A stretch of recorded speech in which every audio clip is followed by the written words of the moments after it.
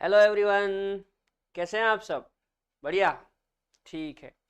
आज के लेक्चर में हम लोग मॉलिक्यूलर फार्मूला और एम्पिरिकल फार्मूला के बारे में डिस्कस करेंगे। तो करें स्टार्ट। चलो।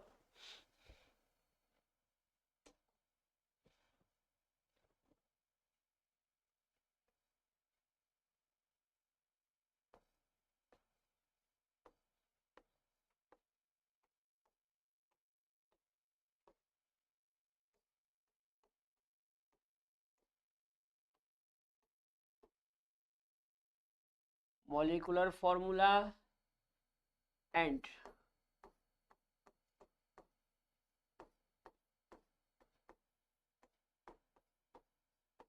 Empirical formula.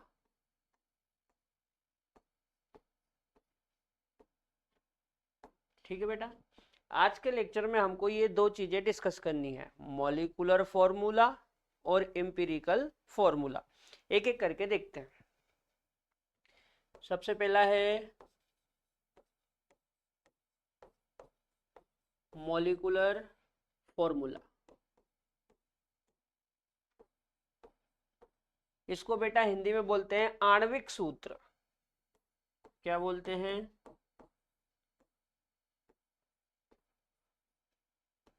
आणविक सूत्र।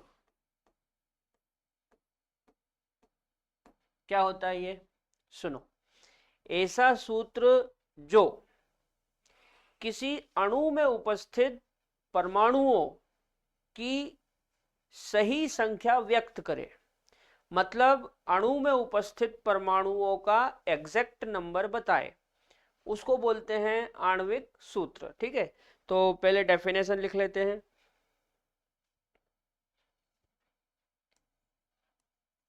यह सूत्र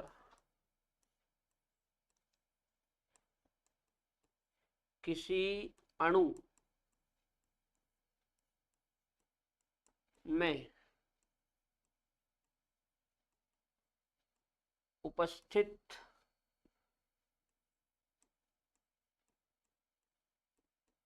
परमाणुओं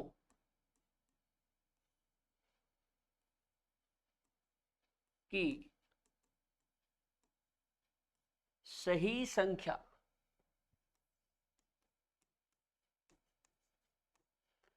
सही संख्या बोले तो एग्जैक्ट नंबर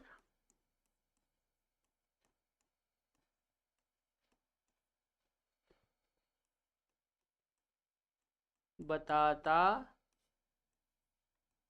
है। ठीक है बेटा। आणविक सूत्र क्या होता है? यह सूत्र किसी अणु में उपस्थित परमाणुओं की सही संख्या यानी कि एग्जैक्ट नंबर बताता है। ठीक। अच्छा। दूसरा है एम्पिरिकल फॉर्मूला।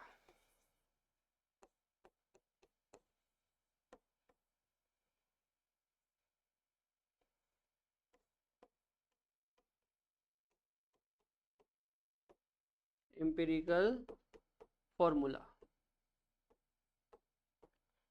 इसको हिंदी में कहते हैं मूलानुपाती सूत्र। क्या कहते हैं? मूलानुपाती सूत्र।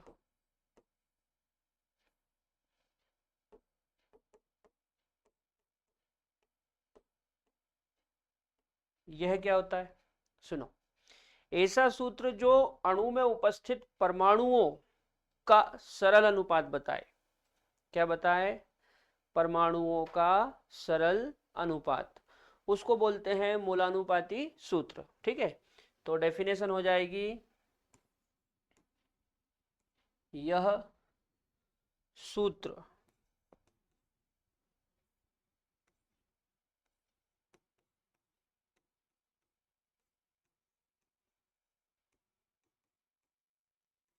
किसी अणु में उपस्थित परमाणुओं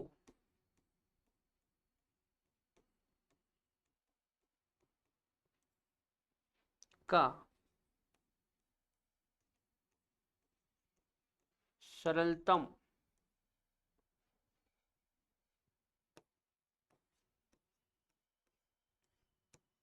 पूर्ण संख्या अनुपात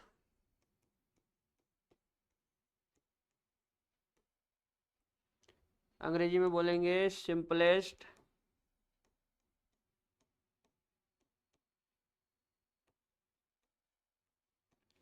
वॉल नंबर रेशो।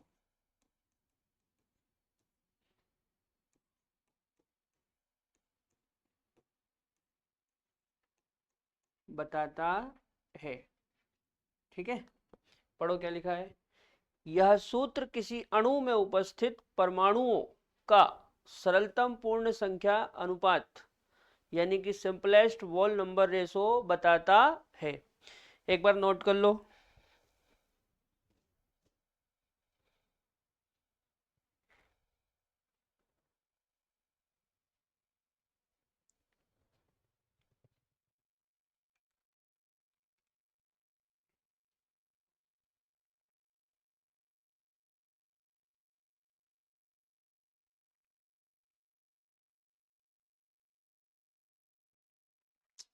अब बेटा ये आपको इस तरह से समझ में नहीं आएगा, इसके लिए अपने को एक टेबल देखनी पड़ेगी। ठीक है, वो टेबल से ये दोनों चीज़ें बहुत बढ़िया आपको समझ में आएगी। ठीक है, तो बनाए टेबल इसकी।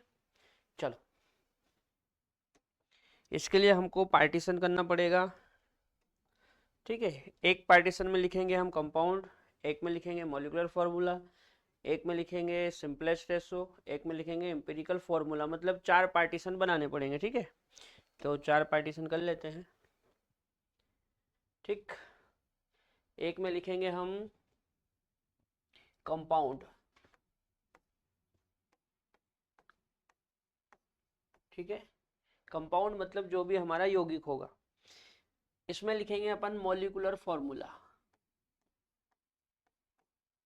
Molecular formula. ठीक है, और इसमें लिखेंगे सिंपल रेशो,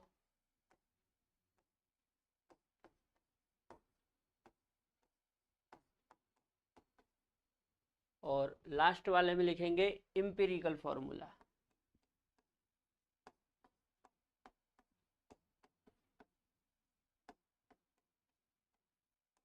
ठीक, अच्छा बात को समझो है। जैसे मान लो मेरे पास फॉर एग्जांपल ग्लूकोज है। क्या है? ग्लूकोज। ठीक, अब आप ये बताओ ग्लूकोज का फॉर्मूला क्या होता है। तो ग्लूकोज का फॉर्मूला होता है बेटा C6H12O6। ठीक है, सबको पता है ग्लूकोज का फॉर्मूला होता है C6H12O6। अब आप मेरे को ये बताओ इस ग्लूकोज में कार्बन, हाइड्रोजन और ऑक्सीजन की संख्या क्या है। तो कार्बन 6 है, हाइड्रोजन 12 है और ऑक्सीजन 6 है। ठीक है, 6 12 6, मतलब ये हो गया एग्जैक्ट नंबर कि ग्लूकोज में कार्बन 6 है, हाइड्रोजन 12 है और ऑक्सीजन 6 है। ये एग्जैक्ट नंबर हो गया। अब इस एग्जैक्ट नंबर से सिंपल रेशो कैसे बनाते हैं। ठीक है, सुनो, 6 12 6 में से छोटा नंबर कौन सा है? 6।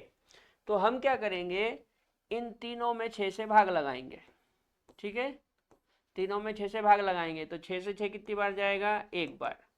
6 से 12 2 बार, 6 से 6 एक बार। ये आ गया बेटा सिंपल रेशो 1:1। ये क्या आ गया? Simple ratio. ठीक है, अब इस सिंपल रेशो से अपन सूत्र बनाते हैं। देखो कैसे। हमारा रेशो है कार्बन, कार्बन, हाइड्रोजन और ऑक्सीजन। इसका रेशो क्या है? 1:1। इसका मतलब कार्बन 1 है, हाइड्रोजन 2 है और ऑक्सीजन 1 है। तो क्या फॉर्मूला हो गया? CH2O। क्या हो गया? CH2O। यानी कि ये जो CH2O है ये इसका एम्पिरिकल फॉर्मूला है। CH2 क्या है? Empirical formula. और ये जो C6H12O6 है ये इसका मॉलिक्यूलर फॉर्मूला है। कौन सा फॉर्मूला है? Molecular formula. बोलो, इतना समझ में आया? इतना समझ में आया? एक और देखते हैं। जैसे मान लो फॉर एग्जांपल हमारे पास एसिटिक एसिड है। एसिटिक एसिड, एसिटिक एसिड का फॉर्मूला बताओ। देखो एसिटिक एसिड ये होता है CH3COOH, इसको बोलते हैं एसिटिक एसिड। अब ये जो एसिटिक एसिड है इसमें कार्बन गिनो कितने हैं? 2 कार्बन, तो C2। अच्छा हाइड्रोजन कितने हैं? तो 3 ये और एक ये 4, मतलब H4। और ऑक्सीजन कितने हैं? 2। ठीक है, तो C2H4O। अब सिंपल रेशो बनाते हैं। तो कार्बन, हाइड्रोजन, ऑक्सीजन। कार्बन कितने हैं? 2। हाइड्रोजन कितने हैं? 4। ऑक्सीजन कितने हैं? 2। ठीक है, अब ये जो 2 4 2 है, इनमें छोटा नंबर कौन सा है? तो बेटा इनमें छोटा नंबर है 2। तो मैं क्या करूँगा, इन तीनों में 2 से डिवाइड कर दूंगा। तो ये एक बार जाएगा, ये 2 बार जाएगा, और ये एक बार जाएगा। मतलब हमारा जो सिंपल रेशो है वो क्या बना? 1:1। क्या बना? 1:1।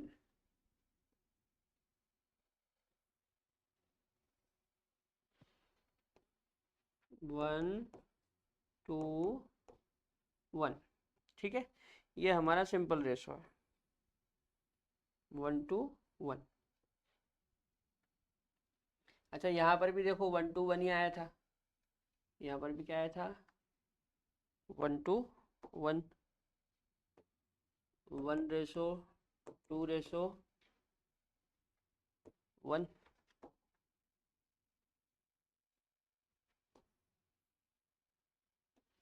ठीक है, अब ये जो रेशो आया है इससे हम एम्पिरिकल फॉर्मूला बनाते हैं।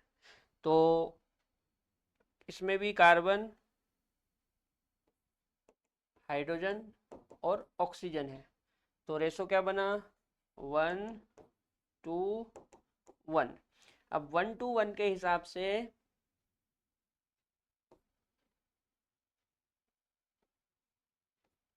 कार्बन हो गया 1, हाइड्रोजन हो गए 2, और ऑक्सीजन हो गया 1। तो एम्पिरिकल फॉर्मूला क्या बना? CH2O। क्या बना? CH2O।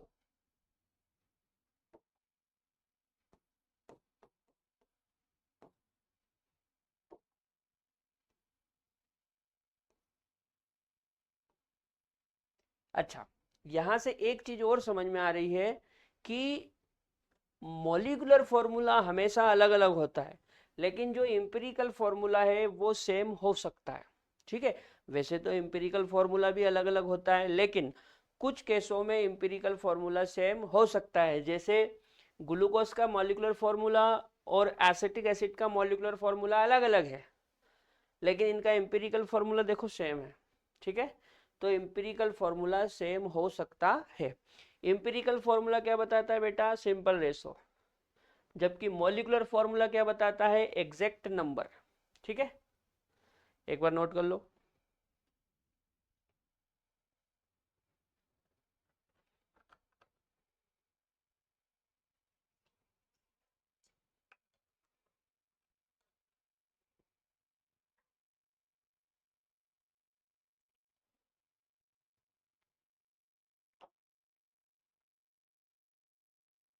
आगे बढ़े, चल।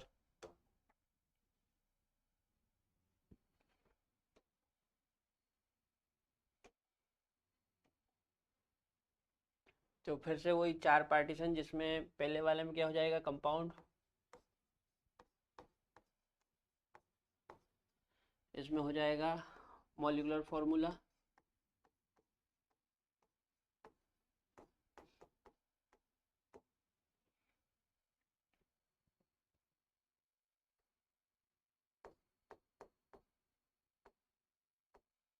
इसमें हो जाएगा सिंपल रेशो।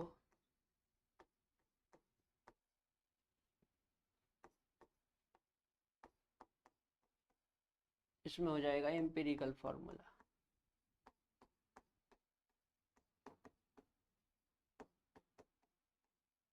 ठीक है, चलो अगला उदाहरण देखो। जैसे मान लो मेरे पास एथाइन है। क्या है? एथाइन। ठीक है, अच्छा, जो एथाइन होता है इसका फॉर्मूला क्या होता है? तो एथाइन का फॉर्मूला होता है बेटा C2H2। एथाइन का फॉर्मूला क्या होता है? C2H2। अच्छा, अब इस C2H2 का सिंपल रेशो बनाना है, तो मेरे को ये बताओ, इसमें कार्बन और हाइड्रोजन है। कार्बन कितना है? 2। हाइड्रोजन भी 2। इन दोनों में छोटा नंबर बताओ। तो इन दोनों में छोटा नंबर है 2, इसलिए मैं दोनों को 2 से डिवाइड करूंगा, तो ये आएगा 1:1। क्या आएगा? 1:1। अब इस 1:1 की बात करें तो इसका मतलब ये हुआ कि यहाँ पे कार्बन भी एक है और हाइड्रोजन भी एक है। कार्बन भी एक है और हाइड्रोजन भी एक है। ठीक है, कार्बन भी एक है और हाइड्रोजन भी एक है। ठीक, तो एम्पिरिकल फॉर्मूला हो गया CH, जबकि मॉलिक्यूलर फॉर्मूला है C2H2। चलो एक और देखते हैं। जैसे बेंजीन। बेंजीन का मॉलिक्यूलर फॉर्मूला होता है C6H6। ठीक है, अच्छा, सिंपल रेशो कैसे बनाएंगे? तो कार्बन और हाइड्रोजन, कार्बन कितने हैं? 6, हाइड्रोजन भी 6। इन दोनों में छोटा नंबर 6 ही है, तो दोनों में 6 से डिवाइड कर दो, तो 1:1 आएगा। क्या आएगा? 1:1। ठीक है, अब यदि मैं इंपिरिकल फॉर्मूला बनाऊं तो इंपिरिकल फॉर्मूला हो जाएगा कार्बन हाइड्रोजन, इनका अनुपात आया 1:1। इसका मतलब कार्बन भी एक और हाइड्रोजन भी एक। तो इंपिरिकल फॉर्मूला क्या हो गया? CH। यहां पर भी देखो बेटा, एथाइन और बेंजीन का जो इंपिरिकल फॉर्मूला है वो सेम है, जबकि मॉलिक्यूलर फॉर्मूला अलग अलग है। ठीक है, तो इंपिरिकल फॉर्मूला क्या बताता है? सिंपल रेशो, जबकि मॉलिक्यूलर फॉर्मूला क्या बताता है? Exact number. ठीक है, इतना समझ में आया? एक बार नोट करो।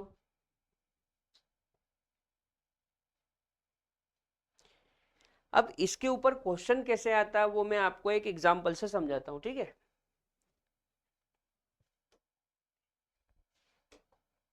जैसे मान लो एग्जांपल है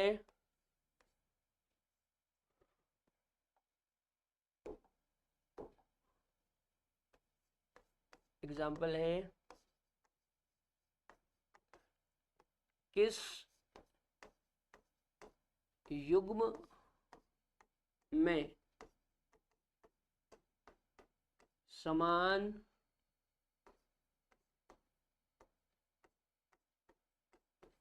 मूलानुपाती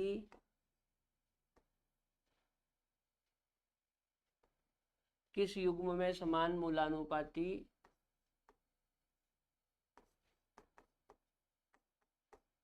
सूत्र है।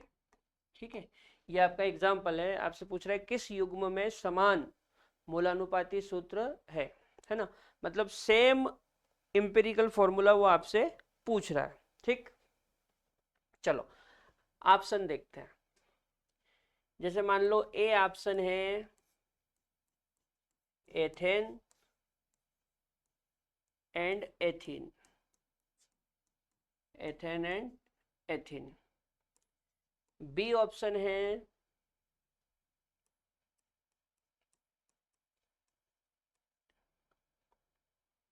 एथेन एंड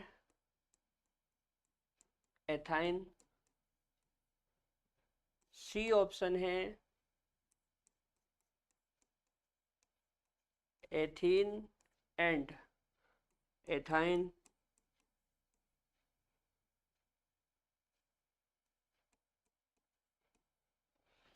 डी ऑप्शन है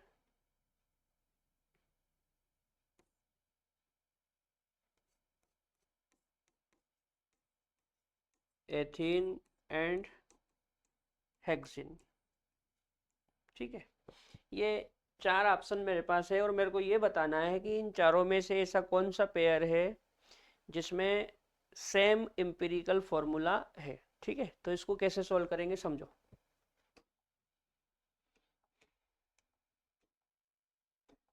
सुनो बात को, देखो पहले एथेन का फॉर्मूला बनाते हैं। किसका? एथेन का। एथेन का फॉर्मूला याद है? बोलो क्या होता है। एथेन का फॉर्मूला होता है बेटा C2H6। एथेन का फॉर्मूला क्या होता है? C2H6। अच्छा, एथाइन, सॉरी एथेन और एथीन है ना।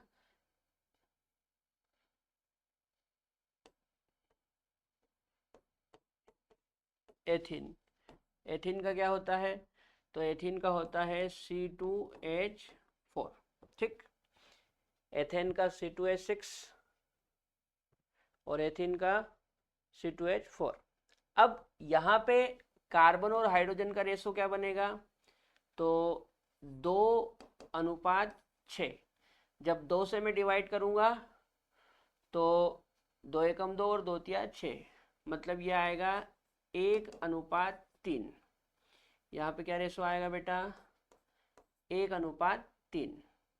अच्छा, यहाँ पे 2 और 4, तो 2 को डिवाइड करेंगे, 2 से डिवाइड करेंगे इस 2 को और 4 को, तो ये आएगा 2 एकम 2 और 2 दूना 4। मतलब इन दोनों का जो इम्पिरिकल फॉर्मूला है वो अलग अलग आएगा। क्यों? क्योंकि रेशो अलग अलग जा रहा है। ठीक है, अच्छा अगला क्या है? एथेन और एथाइन। चलो एथेन और एथाइन देख लेते हैं। एथेन, तो एथेन का तो हमने अभी निकाला। क्या निकाला एथेन का?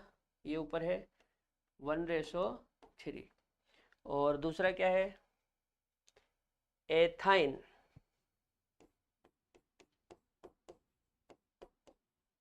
एथाइन, एथाइन का फॉर्मूला क्या होता है? एथाइन का फार्मूला होता है बेटा C2H2। तो C2H2 के हिसाब से ये आएगा 1:1। ठीक है, मतलब यहाँ पर भी जो रेशो है वो अलग अलग जा रहा है ना। यहाँ पर भी रेशो कैसा जा रहा है? अलग अलग जा रहा है, यानी कि इन दोनों का फॉर्मूला भी सेम नहीं होगा। ठीक है, अच्छा अगला देखते हैं।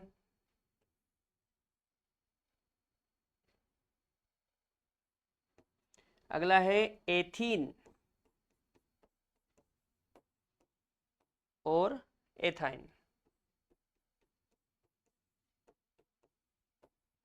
चलो एथीन का फॉर्मूला बताओ। तो एथीन का फॉर्मूला होता है C2H4 और एथाइन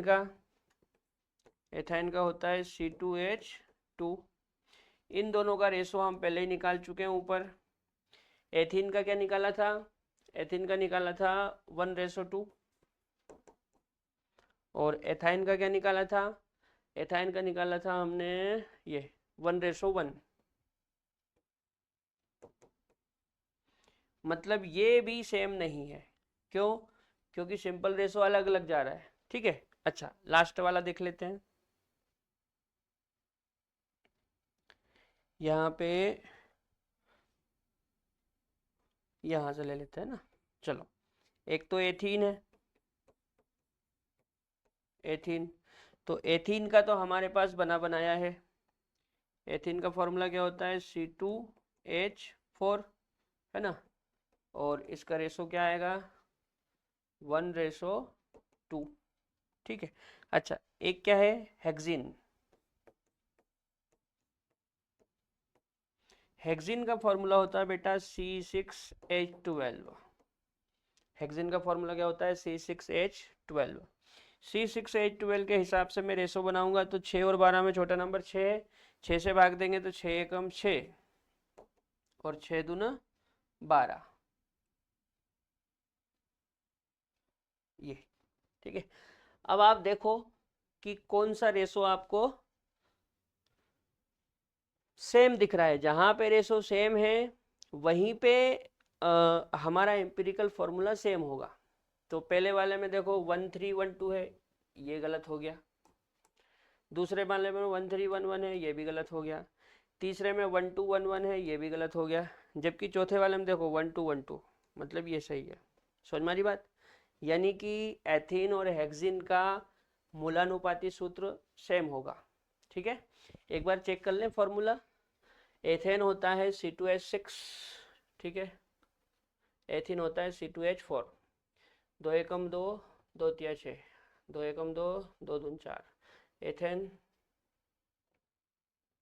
हो जाएगा 13 और एथाइन C2H2 11, ठीक है। एथीन का C2H4, 2 एकम 2, 2 दून 4 और एथाइन का 11, ठीक है। C2H4 एथीन, 2 एकम 2, 2 दून 4 और C6H12, 6 एकम 6, 6 दून 12, ठीक है। नोट कर लो एक बार इसको। चलो इस तरह के सवाल कर लेना। अब कुछ नई चीज देखते हैं। अगला है बेटा एम्पिरिकल फॉर्मूला और मॉलिक्यूलर फॉर्मूला में रिलेशन क्या होता है ना। तो हमारी नेक्स्ट हेडिंग हो जाएगी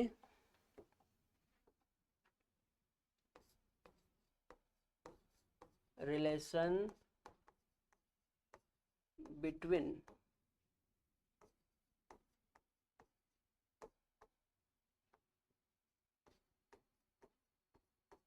मॉलिक्यूलर फॉर्मूला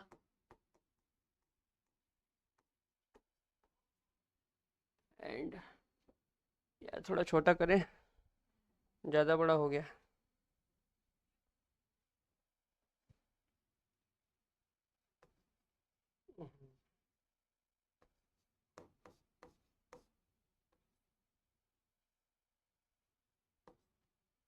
अणुसूत्र तथा मूलानुपाती सूत्र में संबंध, ठीक है।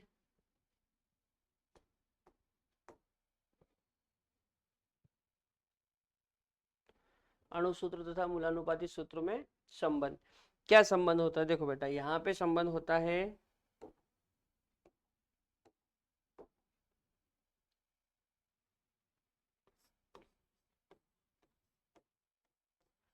मॉलिक्यूलर फॉर्मूला इक्वल टू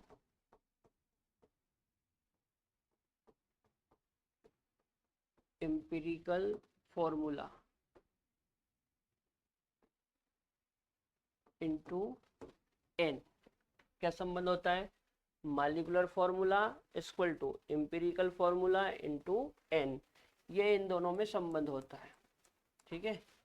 अच्छा यहाँ पे एन क्या है?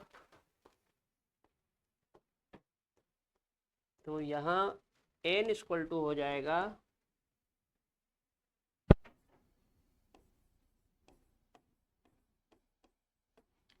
मॉलिक्यूलर मास बटा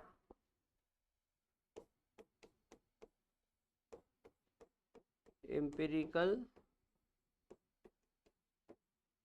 फॉर्मूला मास। एन कैसे निकालेंगे? तो एन इक्वल टू होता है मॉलिक्यूलर मास अपान एम्पिरिकल फॉर्मूला मास। देखो बहुत आसान है, मॉलिक्यूलर फॉर्मूले से आ जाएगा मॉलिक्यूलर मास, एम्पिरिकल फॉर्मूले से आ जाएगा empirical formula mass into N. अब एन निकालना है तो ये इसके बटे में आ जाएगा, तो फाइनली एन इक्वल टू हो जाएगा मॉलिक्यूलर मास अपान एम्पिरिकल फॉर्मूला मास, ठीक है। आज हम लोग ये यहीं तक रखेंगे। कल के लेक्चर में मैं आपको मॉलिक्यूलर फॉर्मूला और एम्पिरिकल फॉर्मूला के एग्जाम में आए हुए क्वेश्चन करवाऊंगा, ठीक है। तब तक के लिए जय राम जी की।